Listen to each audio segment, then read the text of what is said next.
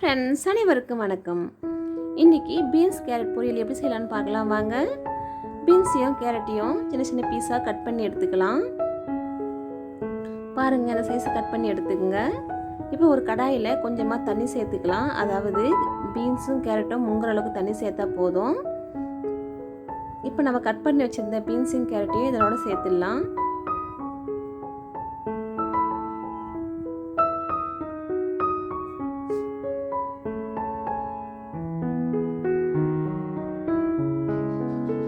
அரை டீஸ்பூன் மஞ்சள் பொடியும் கொஞ்சமாக உப்பும் சேர்த்துக்கலாம்.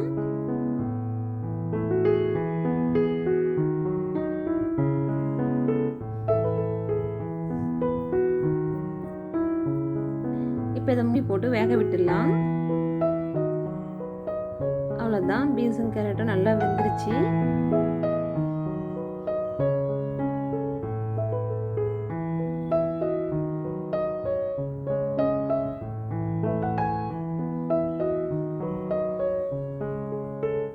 ஒரு கடாயில் 2 டீஸ்பூன் எண்ணெய் சேர்த்துக்கலாம். இதனோட அரை டீஸ்பூன் கடுகு போட்டுடலாம். கடுகு பொரிஞ்சதும் கருவேப்பிலை சேர்த்துக்கலாம். நீங்கள் இதை மாதிரி பொரியல் செஞ்சு பாருங்கள். சாஃப்டாக டேஸ்ட்டாக சூப்பராக இருக்கும். குழந்தைங்க நல்லா விரும்பி சாப்பிடுவாங்க. இது மாதிரி நீங்கள் பீன்ஸையும் கேரட்டும் வேக வச்சு செஞ்சு பாருங்கள். இப்போ நம்ம ஏற்கனவே வேக வச்சுருந்த பீன்ஸையும் கேரட்டையும் சேர்த்துக்கலாம்.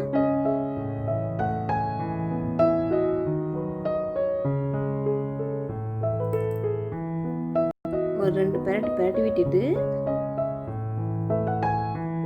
துருவிய தேங்காய் கொஞ்சம் சேர்த்துக்கலாம்.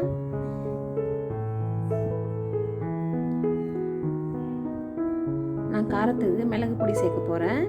நம்ம ஏற்கனவே காரத்துக்கு எதுவும் சேர்க்கல.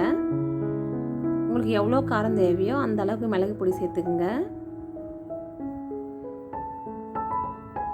அவ்வளோதான், 2 பெரட்டி விட்டால் சுவையான டேஸ்டான ரொம்ப சாஃப்டான பீன்ஸ் கேரட் பொரியல் ரெடி.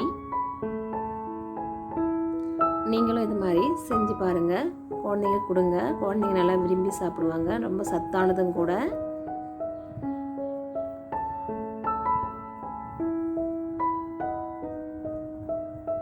உப்பு டேஸ்ட் பண்ணி பார்த்தேன், உப்பு கம்மியாக இருந்ததுனால நான் கொஞ்சமாக உப்பு சேர்த்துக்கிறேன்.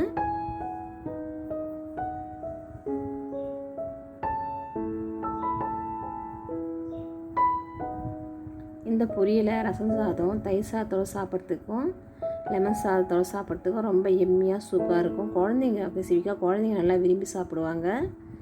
தேங்க்ஸ் ஃபார் வாட்சிங்.